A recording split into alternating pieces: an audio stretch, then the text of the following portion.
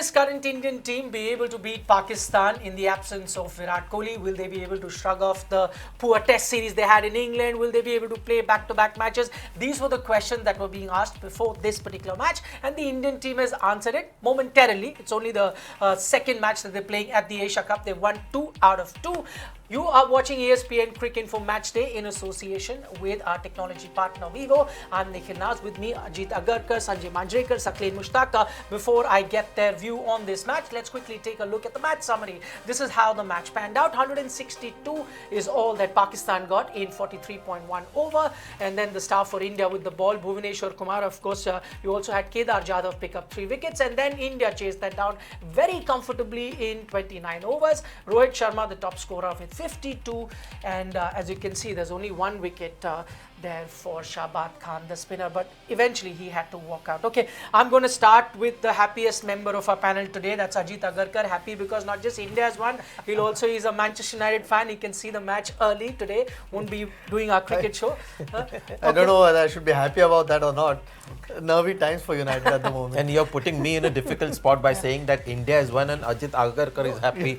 And the reason I said happiest, because he has 2 reasons to be happy. Okay, You only have one, correct, because correct. India has won. Okay, Ajit, as someone who had picked Pakistan the slight favourite, not even you expected this sort of a performance, clearly. Yeah, I mean, again, their batting let them down, which has been their problem, for a few years now. Seem to have gotten over that. When you score 162, the only chance that you have is if you pick 2 or 3 wickets in the first 7-8 overs. To come back in that game on such a good pitch, real ideal conditions for batting, and against 2 really top-class openers in one-day cricket. So once that didn't happen, 162 was never going to be enough. So it's the batsmen who've let Pakistan down tonight. Okay, Saqlain, you mentioned that the only way Pakistan could have won this match is if they got early wickets. That clearly didn't happen. One is not being able to pick wickets, but the bowlers didn't look like that they were going to pick wickets. How do you rate that performance then? First of all, many congratulations for all of you and obviously the whole nation winning the match against Pakistan quite convincingly. I totally agree with Ajit. Batsmen, they let us down, and setting 160 total. It's on a dry pitch, and especially in UAE. I can't believe that. They were so poorly batting today, and I think Indian, the ball very professional, and they were very consistent. They were very disciplined as well. And I think in playing in that kind of a condition, if someone is bowling very disciplined, you have to be disciplined as well. Cricket is not rocket science; it's simple. You have to keep the thing simple. They were not up there, it was very poor batting from Pakistan. Okay, before I get to Sanjay, another word from you, Saqlain, because we'll talk about Usman. He was the star in that match that he played, the first match that they played against Hong Kong. It was written that he's really quick. I was reading about him that he's really quick, but can be erratic. He showed no signs like that in the first match, but this time he was erratic. I mean, discipline is an issue with him in general, whatever little cricket that you've seen him play so far. Pressure, Indian pressure. Whenever the young boy or newcomer, whenever they play against India, it's a pressure. It's all mental. And then when you are taking pressure and you are not clear in the head, you will be erratic. Okay, we spoke about this in the mid innings as well, and we had those numbers. For both teams, it was the top order that was getting the runs. For Pakistan, it didn't happen. For India, it's happened. And that was the biggest difference between the 2 teams. As Ajit said, Saqlain as well, you can't be too harsh on the bowlers. Just not enough runs on the board on a pitch where, you should be getting minimum 250. They just got about 160. And then what you want is bowlers taking early wickets and some imagination in the bowling. That didn't happen. I thought Shahbaz Khan came in a bit too late as a spinner. Indian spinners actually troubled, the wickets came through the Indian spinners at the start, and then the seamers came into the act. So the pitch had a little more, I think, for the spinners, but the spinner came a lot late in the innings. And you won that first wicket quickly, the second as well. The first wicket fell at the score of 86, and you're chasing 160. So batting let them down, and there wasn't enough in the pitch for the bowlers to come back. Okay, in hindsight, Saqlain, would you say that could have gone, because we discussed this right at the start, could have gone with an extra spinner, because it was spinner in Shadab that really troubled the batsman, as and when he came, but as Sanjay mentioned, came a bit late as well there. If you see that, when Shoaib Malik, he started his career as a bowling all-rounder, and then he turned into batting all-rounder. Fakhr Zaman, he bowled more than 6 overs today. He bowled before Shoaib Malik, I can't understand that as well. I think Shoaib Malik should bowl before Fakhr Zaman, and then follow up, I think Saqlain Fakhr came in because he's a left-arm spinner and two right-hand batsmen. Yeah, These days, you've been with some team. It's very important for them. If they see two right-handers, even if they have a quality off-spinner, they go to a left-arm spinner or a wrist spinner these days. Yeah, I totally agree, and I totally understand that as well. He came because of Shadab, and straight after, I think they should have give opportunity to Shoaib Malik, because he's experienced bowler, and I don't know why Shoaib Malik is not putting his effort into bowling, and why he's not taking the responsibility to be able to play as an all-rounder. Clearly the indications are here. We are missing Mohammad Hafiz, and I think if Shoaib Malik gives a bit more in his bowling, then I think we don't need any other one. If we have 3 pacers, and then Shadab, and then Malik is coming in, and then Fakhr he did today, but I think there is Mohammad Nawaz. He's not kind of a threatening bowler. He's okay. He's steady bowler, but he won't change the game for you. Okay, so that's a worrying factor. Even on the bench, you don't have really threatening bowlers. The only way, Sanjay, they can work around, getting an off-spinner to bowl to right-handers, if they've got someone like Saqlain who would take the ball away from the right-hander. Yes, If you've got a bowler like that, then you don't need to worry who the left arm, or if it's a left-hander or a right-hander. We were fretting over the Hong Kong game, and we were looking at India's performance. Just goes on to show a different day. It's a completely different performance. So you really can't compare what you did against Hong Kong and what happened to us. No, you can't. Bumrah's back as well. Helps when you have that kind of new ball attack. Bhuvaneshwar Kumar, I thought he'll be better off for that game against Hong Kong. Sometimes, no matter how good you've been in the past, it still takes you a game or two. Today, he just knew what the conditions were.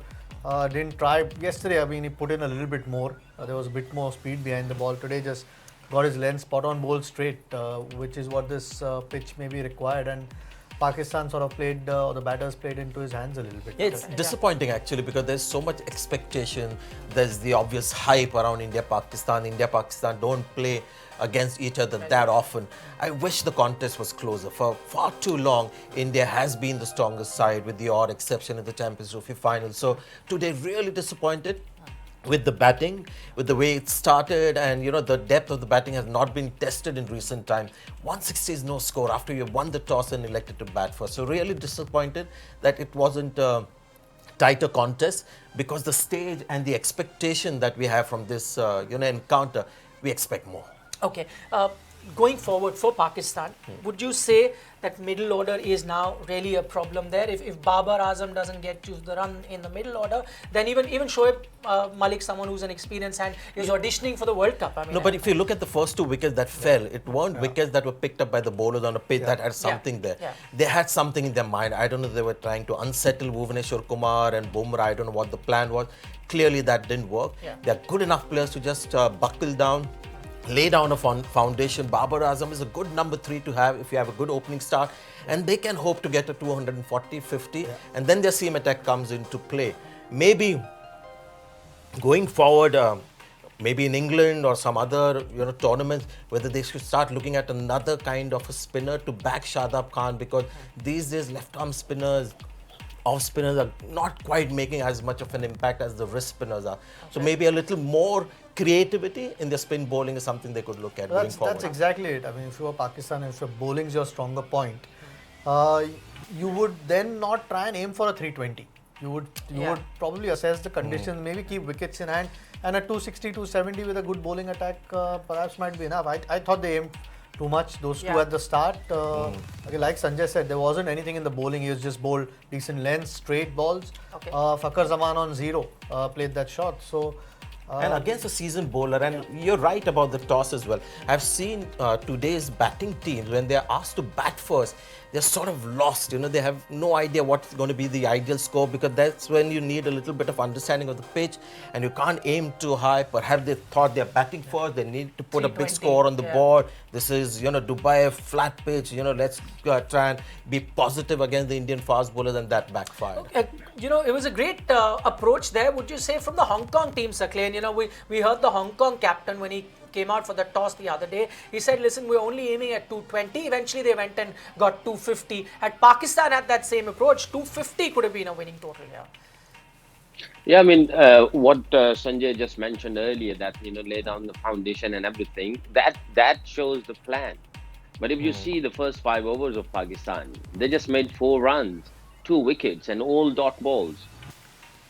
What that shows that, you know, they had no plan, actually, to be honest. And what Ajit just mentioned, that, you know, I mean, you have to assess the pitch. And I think if you are playing on that sort of level, you know, and you're professional and you're playing on that sort of level cricket, when you go in, you have to assess all the time what's going on, how much bounce, how much lateral movement, how much spin, you know, how much the pace on the pitch, ball is coming on the bat or not. You know, you keep assessing. There's also another thing that we have to, you know, understand is maybe the openers let them down, but there was a recovery happening. Let's not forget, you know, Babar Azam got a 50, and after that Shoaib Malik, did he get a 50? Babar Azam got some, he did. yeah, 47. 47, and then Shoaib Malik also got some runs, and India got wickets at the right time. Now, there was hope there for Pakistan that this partnership would blossom and take them past 200.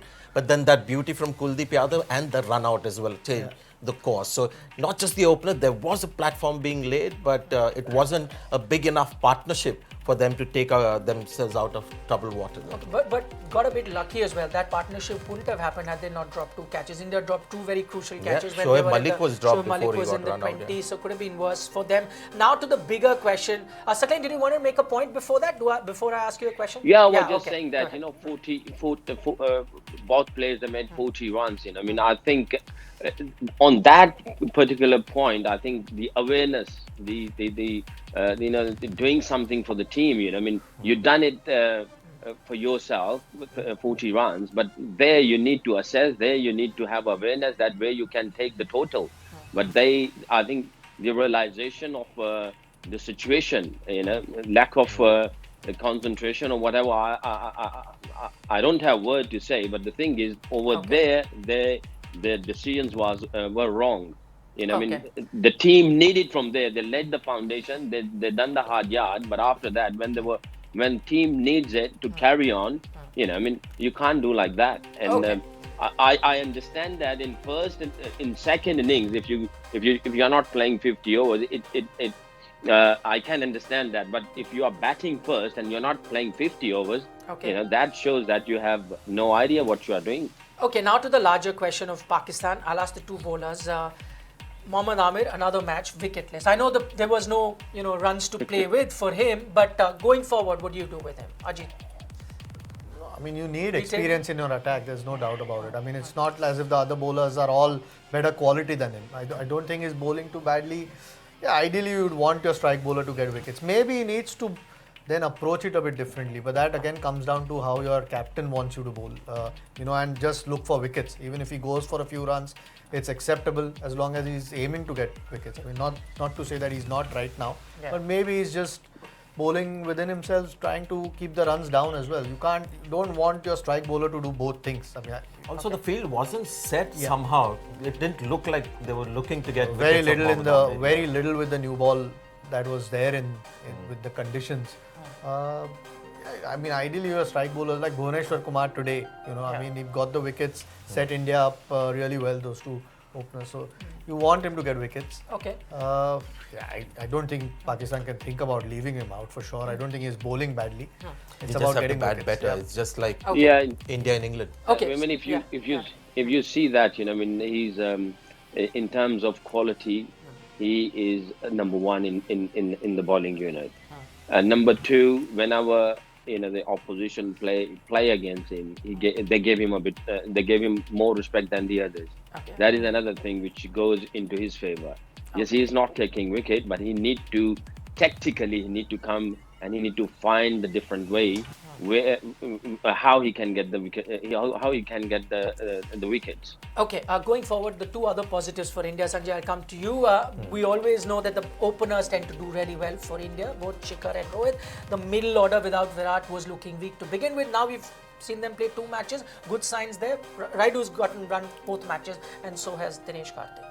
Yes, I think Raidu at number 3 looked at home. They were in no rush, both also slightly uncertain in the team, so used the time to get some runs and not outs to their credit, and that is something that you've got to expect. Rohit Sharma got a 50, could have got a little more, and Shikhar Dhawan I think is the best when he's playing this format, the 50 overs format. So everything on course for India, and well, Dinesh Karthik and Ambati Raidu, number 3 and 4 at the moment, have done as well as they could with the opportunities that they've got. So, So you're set with 3 and 4 at least for the next few games. Yeah, I mean, why would you change? They'll only be. So that means KL Rahul sits out right now. Yeah, I mean that's look again now. We don't know what Hardik Pandya is going to be like in a few days. So again, they'll probably have to look at the combination. But you'd think that a third seamer would step in. also, we don't know how they're thinking, whether they're looking to win the Asia Cup with the best possible team, or this is part of a long-term plan of building a team for the World Cup.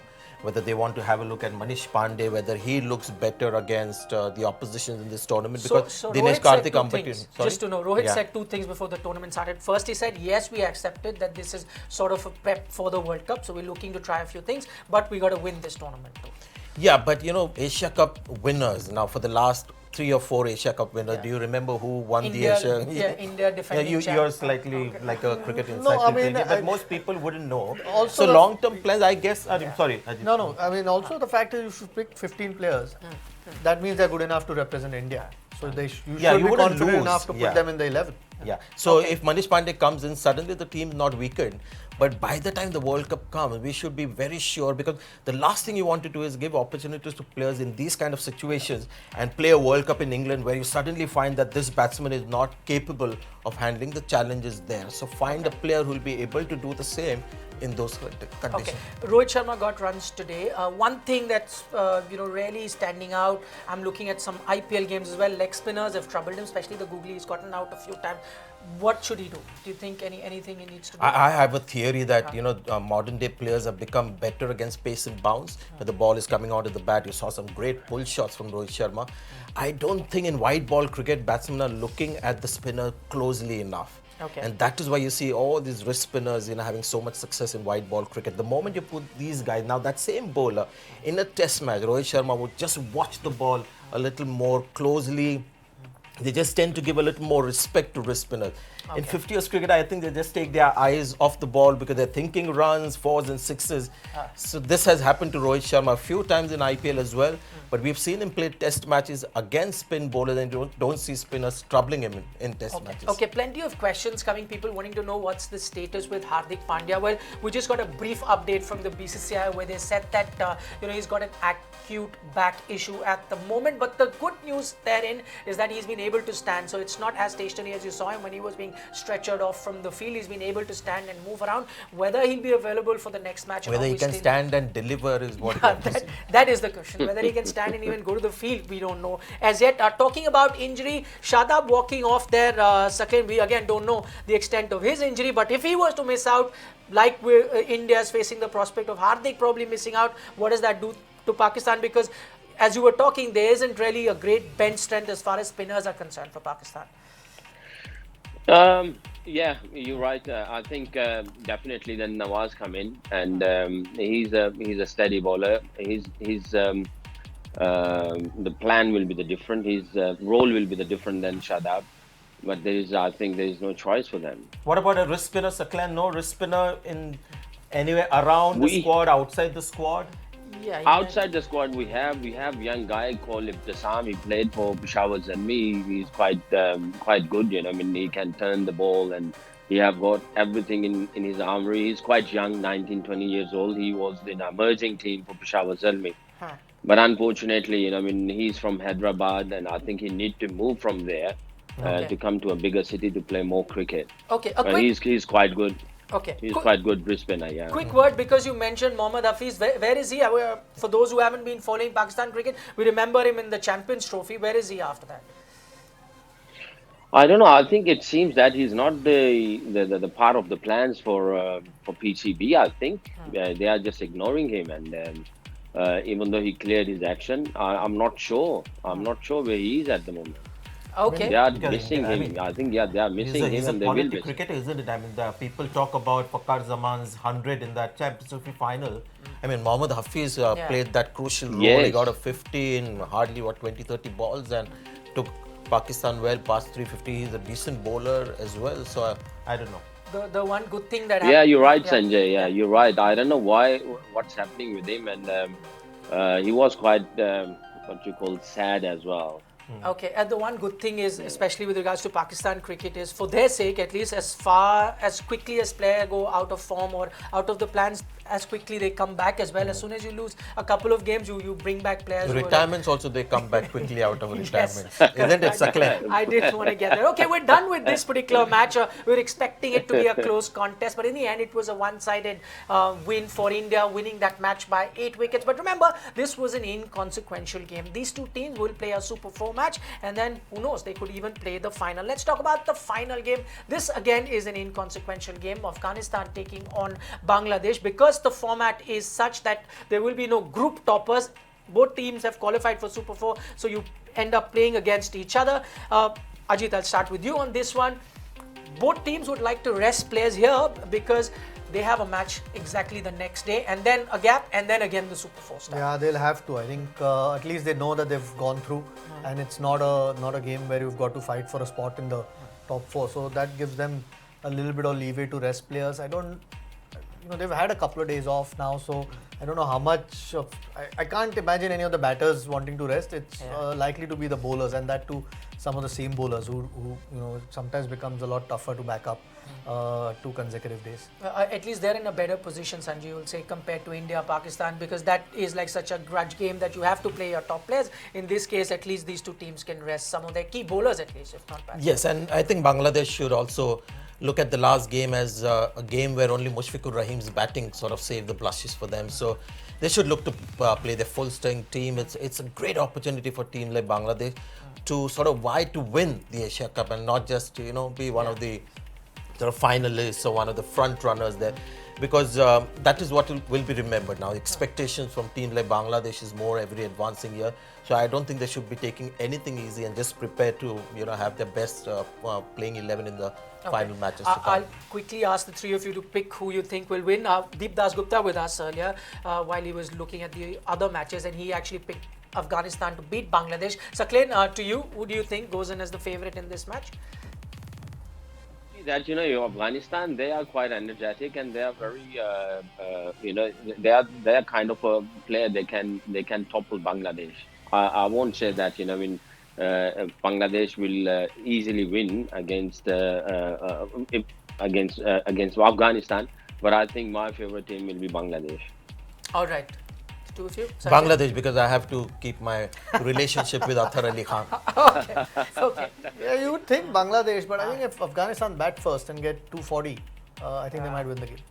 All right, they do have the bowling to defend any total. Okay, we're completely out of time. We'll have to wrap up the show, but since Saqlain won't be back for the next game, and then Sanjay won't be there so we thought we'll capture this moment to have these three players who actually played together as well. Now 3 of them as analysts. So I'll unlock my Vivo 11 Pro, and this has an in-display fingerprint scanning, and take a photo and keep this moment for posterity. So gentlemen, just look here. This is of course the Vivo V11 Yeah, you're there Pro. as well, Saqlain. Yes, Saqlain, you're there. So just look here. Okay. Looking smart, gentlemen. Thank you so much. We'll of course keep having them back as in how the Asia Cup progresses, but unfortunately that's all the time that we have for you on this particular edition of ESPN Cricinfo Match Day. This was brought to you in association with our technology partner, Vivo.